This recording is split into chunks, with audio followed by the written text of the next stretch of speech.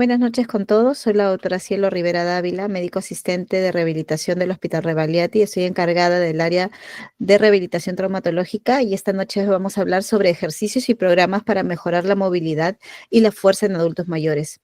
Es importante para nosotros hablar de ejercicio terapéutico, de programas en el adulto mayor, de que mencionemos unos pilares, lo que es calidad del sueño, lo que es prevención de caídas, para darnos una idea de cuánto debemos de acondicionar a nuestro paciente adulto mayor.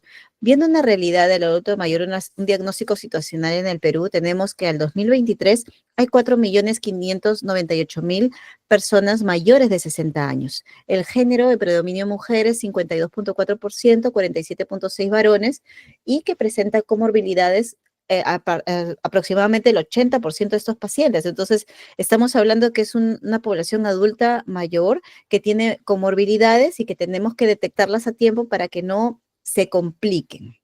Y esta es una tabla que me gusta siempre mencionar, que es el encamamiento en el adulto mayor. Vemos que la inactividad física y en el reposo en cama, o sea, este famoso encamamiento, en una persona joven de 26 a 46 años, 28 días en cama, solamente pierde 400 gramos de masa muscular. Una persona de mediana edad de 45 a 60 años, 14 días en camas, pierde 1,5 kilos de masa muscular. En cambio, un adulto mayor de 68 a 73 años, tan solo 7 días en cama y ya pierde 1 kilo de masa muscular. Entonces, miren los tiempos y miren lo importante que es evitar el encamamiento prolongado. Siempre hay que estimular actividades de vida diaria, que haga sus actividades básicas y las instrumentadas. ¿Y esto cómo lo hago? O sea, tenemos que mejorar, que esté alerta, que esté con mucho ánimo, con muchas ganas, que tenga el motivo para su día a día, ¿no? Esa motivación, esa meta que tenga al mes, ¿no? Entonces, siempre es importante fomentar la actividad en el paciente adulto mayor. Bueno, dentro de los cambios fisiológicos del sueño en el paciente anciano tenemos la fragmentación del sueño nocturno. En la persona adulta mayor hay múltiples despertares y microdespertares. El sueño es muy ligero, en la fase 1 es más larga. El sueño profundo en el adulto mayor es menos estable y duradero.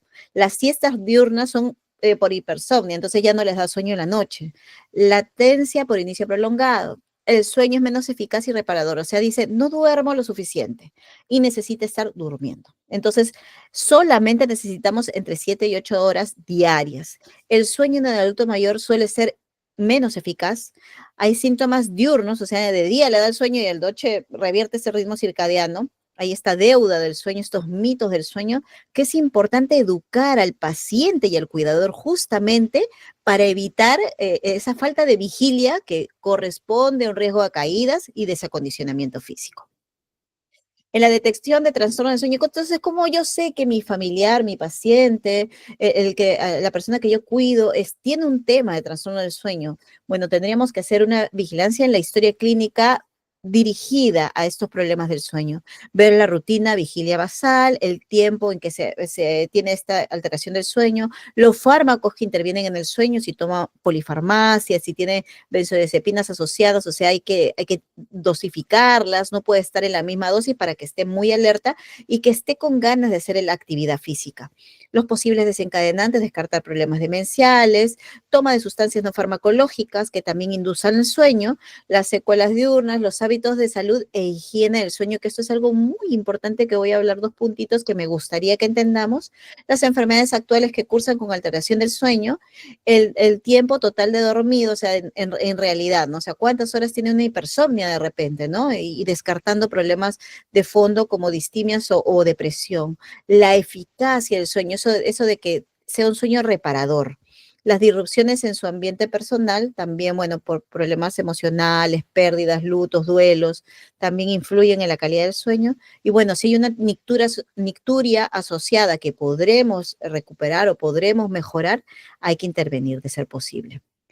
En estas pautas de higiene del sueño, que esto es algo general, realmente el sueño es todo un capítulo, ¿no? Pero me gusta hablar la vigilia y en la importancia del sueño porque es algo del día a día que todos los que vemos personas adultos mayores tenemos que hablar a nuestro paciente para fomentar actividad física y para evitar que esté con una tendencia a dormir y al encamamiento, como hemos visto en la primera diapositiva. Entonces, en higiene del sueño, ¿qué tenemos que hablar? Que debe haber limitación en el uso de café y sustancias psicoactivas, café, ají, todo lo que son santinas, nicotina y alcohol. Limitación del ejercicio físico antes de acostarse, porque a veces dicen, no, doctora, yo toda la vida he hecho ejercicio antes de acostarse, pero eso lo mantiene en una alerta. Entonces se sugiere siempre que la actividad física sea de preferencia temprano, ¿no?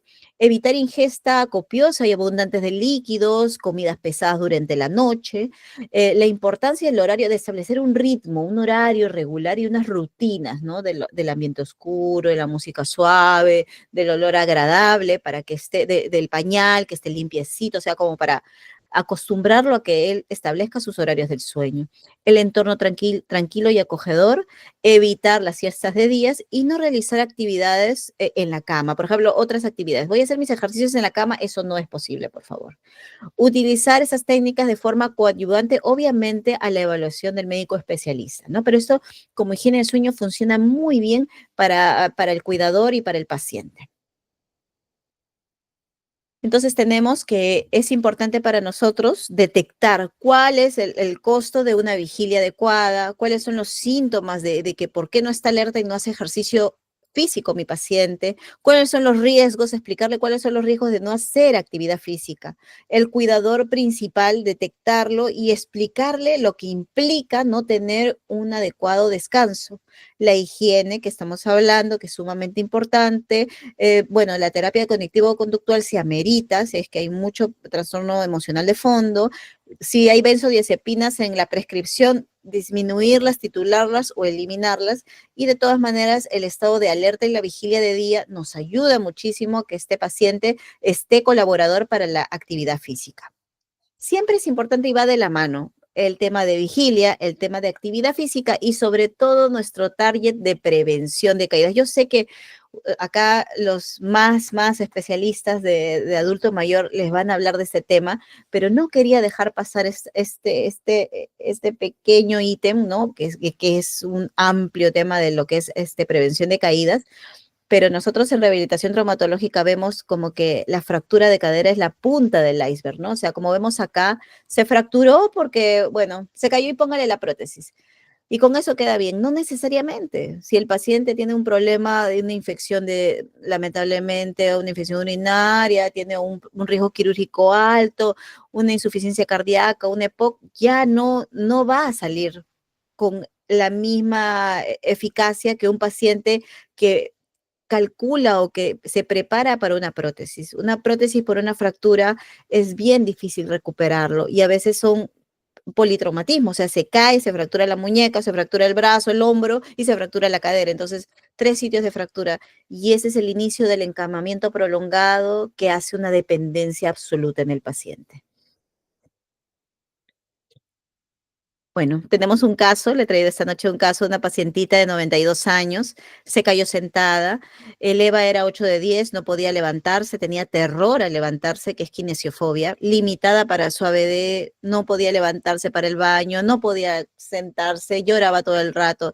Entonces el familiar nos llama y vemos qué cosa era, ¿no? Y al examinarle, vemos que había una fisura en el coxis, que el tratamiento es conservador, no es quirúrgico, lo confirmamos con ecografía, vemos en la región sacrocoxigia la solución de continuidad y bueno, le hicimos un bloqueito para el dolor, más indicaciones de fisioterapia, algunos ortésicos en la zona y vemos a la pacientita muy colaboradora a los días nomás, que ya sale del baño, mueve sus piernitas, todo es manejo de dolor, manejo conservador y mejora, obviamente, con la indicación del especialista, ¿no? Entonces se dejan las indicaciones de nuestra especialidad de rehabilitación, reposo, manejo de dolor, asistencia para actividades de vida diaria, el calzado adecuado antideslizante y las recomendaciones dietéticas para que este caso es un caso exitoso, por ejemplo, ¿no? Entonces entramos al concepto de caída, es un suceso imprevisto, no intencionado que afecta a un paciente, donde uno acaba yaciendo en el suelo porque no quería, ¿no? Cualquier nivel más bajo del que se encontraba, de pie, sentado o estirado, ¿no? Y según la OMS, la Organización Mundial de la Salud la define como la consecuencia que precipite a la persona al suelo contra su voluntad. Entonces, aproximadamente el 30% de adultos de mayor de 65 años que viven en una comunidad se cae por lo menos una vez al año. Y como decimos, hay que saber caer. ¿Y cómo yo puedo aprender a caerme? Cuando tengo acondicionamiento físico, cuando hago ejercicios, mis huesos están más duritos, hay mejor stock óseo, mejor eh, mm, masa ósea íntegra, ¿no? Entonces, eso me previene, la actividad física me previene la osteoporosis y me previene las fracturas, obviamente. De estas caídas, el 50% volverá a sufrir una nueva caída, mostrando un incremento progresivo a mayor edad. Y si no hace actividad física, más riesgo de fractura. ¿Cómo prevenirla? La valoración de una caída debe ser multifactorial, individualizada, evaluada por cada paciente. La intervención tiene que ser detectando los riesgos y sobre todo dándole una importancia al diagnóstico de fragilidad que seguro le van a hablar en este curso. Los criterios de fragilidad tenemos que ver la historia previa de caídas, la escala de Dalton, ¿no? También tenemos el diagnóstico de riesgo de caída como fragilidad, es definida como una condición clínica en la cual existe un riesgo incrementado en la vulnerabilidad individual para desarrollar ciertos eventos adversos como dependencia o mortalidad, o sea, que se muera o que se enferme. Una exposición a factores estresantes. La prevalencia es entre el 7 y 12% según diferentes estudios internacionales, ¿no? Entonces, estas personas con fragilidad hay que detectarlas justamente para evitar que se vuelvan dependientes totales, ¿no? Se consideran factores de riesgo, bueno, una persona frágil, que puede estar saludable, solamente frágil, mayor de 80 años, con hospitalizaciones recientes, con una caída reciente, alteración social, que, con una pérdida reciente, nutricional, ¿no? Entonces, este diagnóstico está gracias a la escala del Lawton y Brody o los ejercicios de ejecución, como es la prueba de la velocidad de la marcha o el test de levántate y anda. Acá es solamente para mencionar, no vamos a entrar al detalle, pero el índice de Lawton y Brody ve como algunas preguntas básicas como cuidar la casa, lavado de ropa, preparación de comida, ir de compras, uso del teléfono, uso del transporte, manejo del dinero, responsable de medicamentos. Esto me da un indicio de actividades básicas instrumentadas avanzadas de vida diaria y cierto puntaje, ¿no? Cuando es más de 20, la suma es que más dependencia de otra persona necesita, ¿no? Bueno, el test Levántate y Anda cuantifica la funcionalidad de nuestro paciente que estamos evaluando, predice a corto plazo el deterioro en actividades de vida diaria y riesgo de caídas, también el tiempo que se levanta, que se demora levantarse, apoyándose los brazos, caminando 3 metros, girar, regresar. Lo normal es en menos de 10 segundos. Si es más de 20 segundos, hay riesgo de caída. Entonces tenemos que el riesgo de esta caída se da por falta de ejercicio, obviamente. La velocidad de la marcha, el recorrer 5 metros a un ritmo normal, el menos 0,6 metros segundo, el predictor de episodios adversos, y menos de 1 metro segundo predice la mortalidad y la hospitalización es un buen punto de corte como marcador de la fragilidad. Bueno, para hablar, ahora sí ya vamos a hablar sobre los ejercicios físicos, que es el tema de la noche. No quería dejar pasar este previo que les he hecho una pequeña introducción, que lo importante que es el sueño, la vigilia, y lo importante que es la actividad física justamente para evitarnos las caídas, que es el comienzo de un encamamiento prolongado con riesgo a muerte. Entonces es importante que nosotros metamos en nuestro chip del paciente y del cuidador este tema, este término, que hay ejercicios y programas para mejorar la funcionalidad en nuestros adultos mayores. Tenemos, de todas maneras, como parte de riesgo de caída, los factores ambientales, los animales de compañía, el mobiliario en mal estado, que no detecten los suelos desnivelados o irregularidades o la iluminación ineficiente puede caerse. Este ejercicio físico, la actividad física incrementada en el adulto mayor, se ha asociado con una disminución de la mortalidad, hay menos riesgo de muerte. El riesgo de enfermedad crónica prevalente en el envejecimiento como cardiovascular u osteoarticular o hospitalización o deterioro funcional viene a disminuirse cuanto más activo y más ejercitado está el paciente. El basal siempre importa. En los objetivos de ejercicio físico tenemos el programa de actividad física multicomponente. Tenemos la resistencia aeróbica, la fuerza muscular, el caminar y equilibrio y la flexibilidad. Son 4 puntos que vamos a incidir esta noche. Tenemos entonces en objetivos, en equilibrio, el paciente tiene que tener que caminar con apoyo, la transferencia de peso corporal. El tiempo puede variar de 5 minutos al inicio, interdiario, poco a poco va a ir aumentando la cadencia, va a ir aumentando la tolerancia hasta media hora y siempre se considera una actividad física cuando mínimamente se hace 3 veces a la semana. Una es ninguna, como le digo, una terapia, un ejercicio una vez a la semana no es actividad física. Porque hay pacientes que me dicen, por ejemplo, jóvenes, ¿no? No, yo juego todos los domingos mi pelota. Eso no es actividad física. Eso es actividad lúdica, actividad de deporte. Pero actividad física se recomienda de 2 a 3 veces mínimo a la semana. La flexibilidad con estiramientos que se logra con yoga o pilates es más o menos en promedio 15 minutos 3 veces a la semana. Los ejercicios de resistencia como caminar o pedalear en una bicicleta estacionaria diario.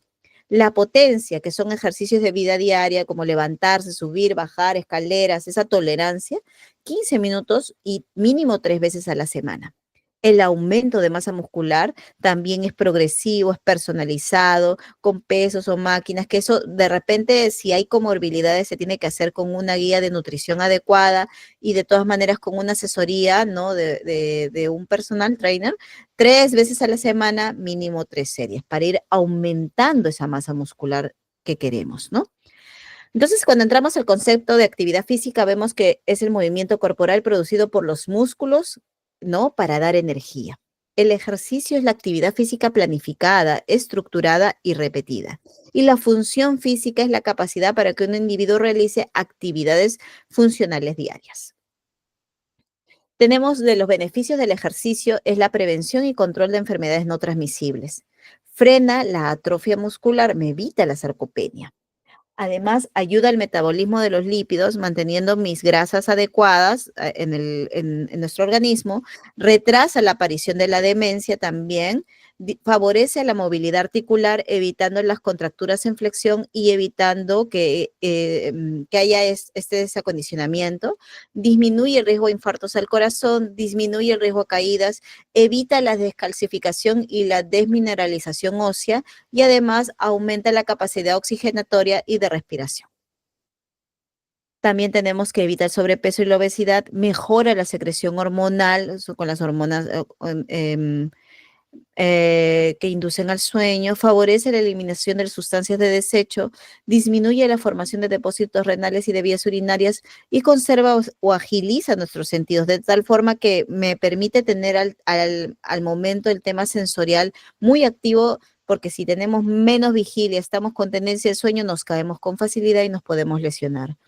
Refuerza la capacidad intelectual, contribuye al equilibrio psicoafectivo, mejora el ánimo y a la vez reduce la ansiedad.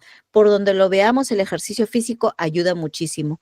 Tenemos esta tabla también que muestra cómo hay a nivel mitocondrial, que hay múltiples estudios, disminuye la capacidad respiratoria mitocondrial y hay aumento de oxígeno, ¿no?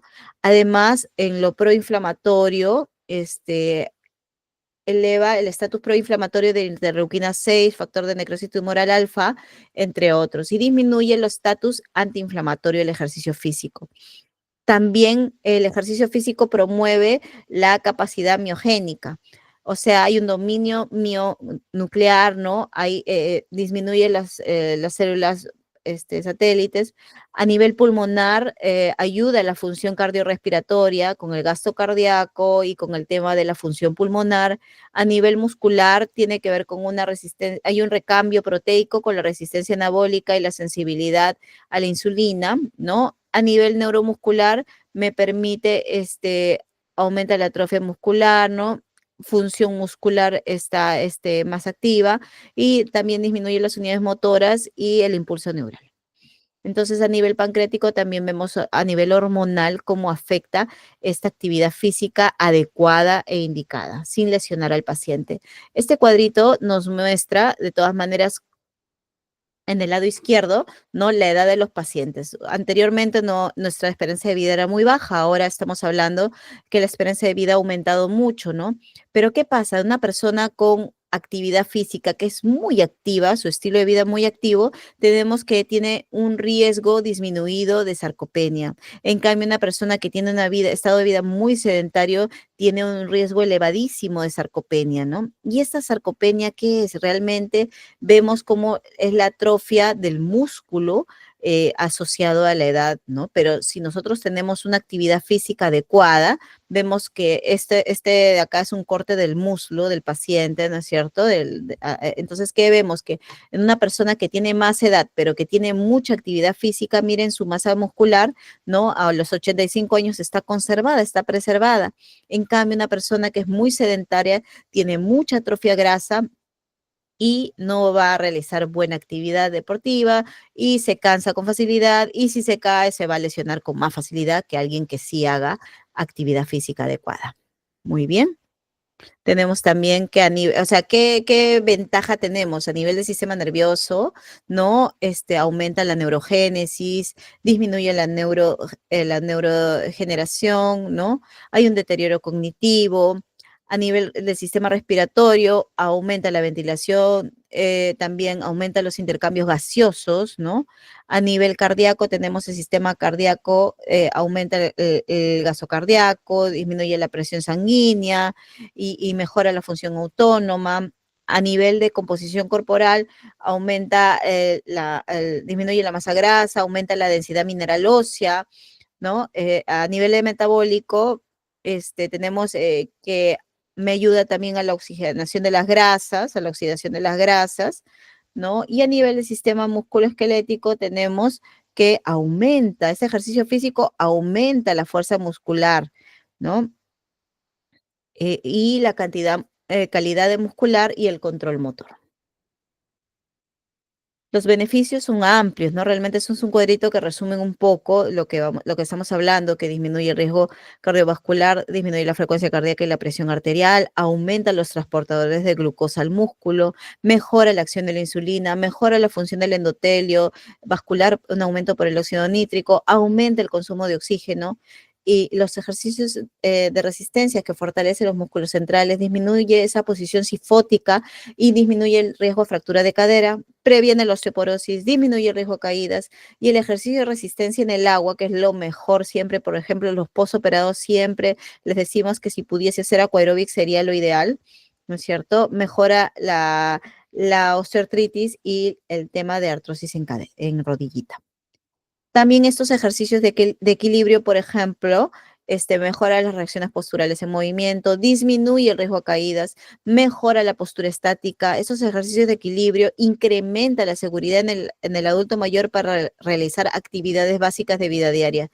El estiramiento que debe estar todos los días en todas las personas aumenta la flexibilidad, mejora la movilidad articular, permite mayor movimiento realizar las actividades de vida diaria comparada a alguien que no se estira, ¿no? Prevención de lesiones musculares, tendinosas o ligamentarias y de paso que ejerce un efecto relajante.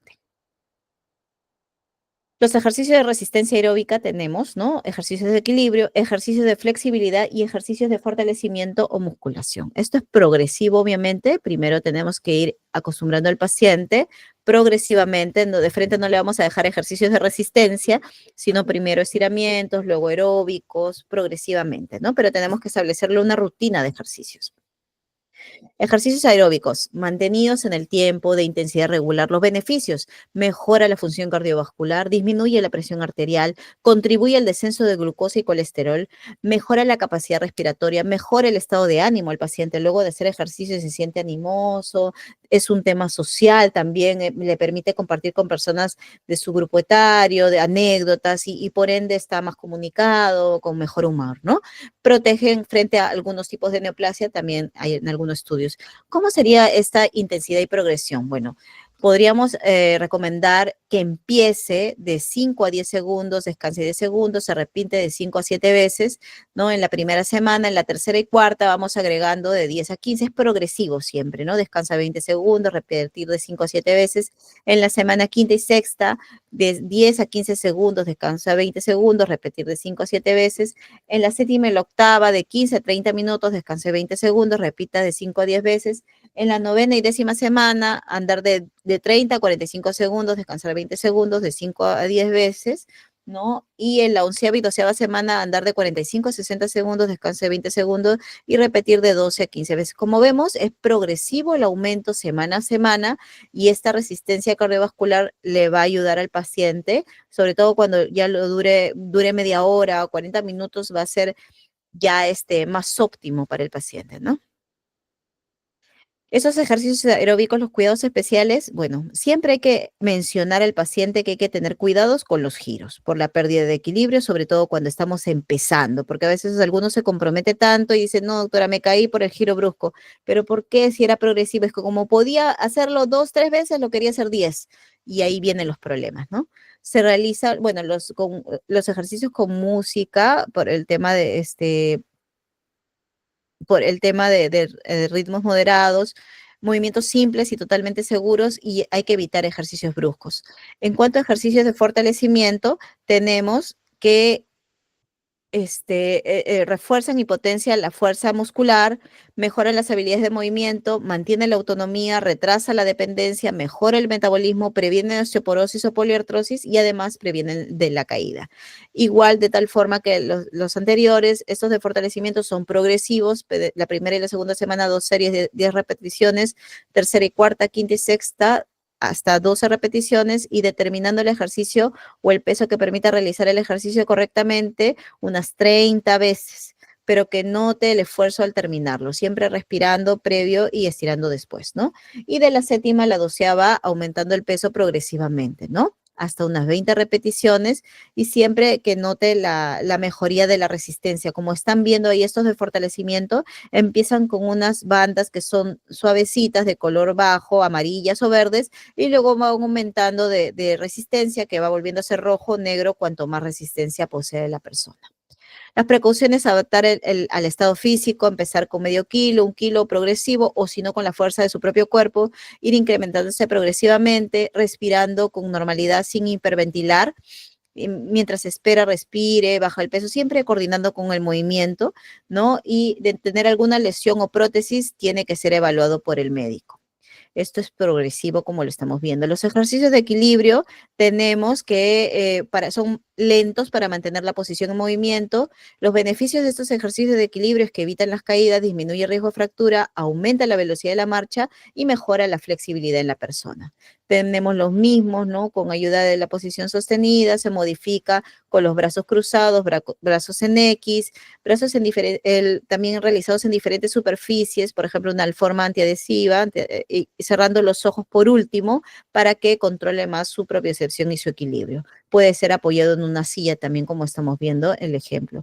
Los ejercicios de flexibilidad aumentan los rangos articulares de movimiento, actuando en partes blandas. La distensión debe siempre ser respirando 20 segundos. Los beneficios, mejor calidad de vida, facilita la ABD y sobre todo la independencia en el paciente. Siempre estos ejercicios de flexibilidad tienen que ser de 2 a 3 repeticiones manteniendo 10 segundos y 3 series de repeticiones manteniendo 10 segundos desde la primera semana hasta la doceava, ¿no? Y siempre se dice sobre todo el grupo muscular que tenga más tercios, si es el tren superior o el tren inferior.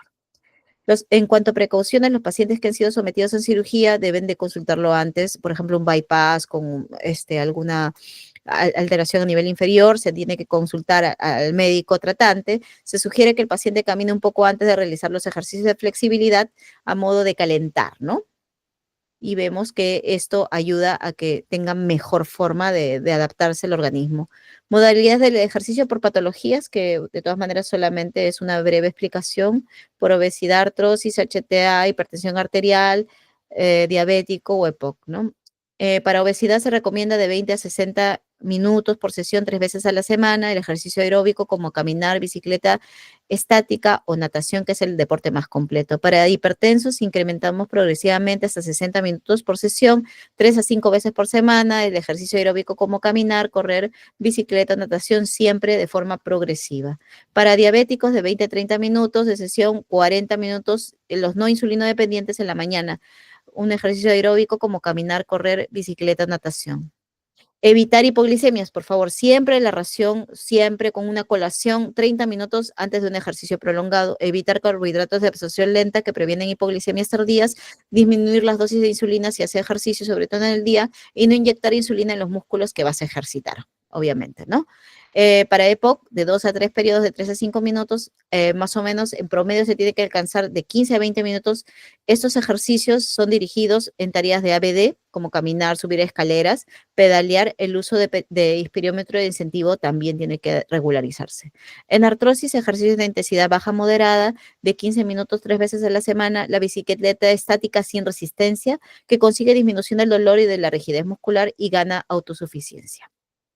Para el anciano frágil tenemos los ejercicios, como ven en la pantalla, para fortalecer los músculos de la parte posterior isquiotibiales, la anterior que es el cuádriceps y músculo pelvitrocantéricos, para fortalecer pantorrillas, ¿no? Ejercicio 4, vemos de abdomen y de muslos, que es el core.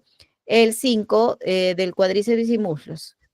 En general, ¿cuánto tiempo en promedio? Como hemos explicado, mínimo de 15 minutos y va subiéndose hasta 20 y luego logrando hasta media hora. Esa es una tablita en resumen de, por ejemplo, cómo podríamos empezar a nuestro anciano frágil que está predispuesto a hacer ejercicios. El lunes en la mañana haría ejercicio de resistencia, en la tarde, en la tarde antes, o sea, a las 5 de la tarde, estiramientos. Martes, ejercicios de fortalecimiento y equilibrio, estiramientos. Miércoles, ejercicio de resistencia, flexibilidad y estiramientos. El jueves, ejercicio de fortalecimiento y equilibrio, estiramientos. El viernes, ejercicio de resistencia y estiramientos. El sábado, flexibilidad, estiramientos y domingo, flexibilidad, estiramientos. De tal forma que toda la semana tenga programado su actividad deportiva. Barreras para realizar el ejercicio físico. De todas maneras, tenemos la personal, la del entorno y la social. Por favor, eso es importante que lo tengamos en cuenta para apoyar a nuestro adulto mayor, ¿no? No de que la actividad física es para los jóvenes, a mí yo ya no puedo. Esos son paradigmas que tenemos que romper. Y motivarlos, ¿no? Motivarlos porque de todas maneras le permite socializar, divertirse, cambia su humor y sobre todo previene de complicaciones.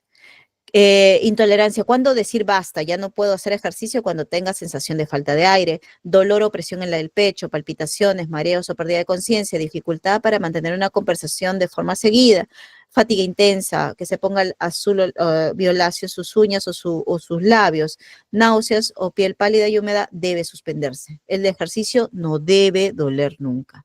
Debe de parar la actividad práctica e inmediatamente ser evaluado por el médico de tener alguno de esos síntomas.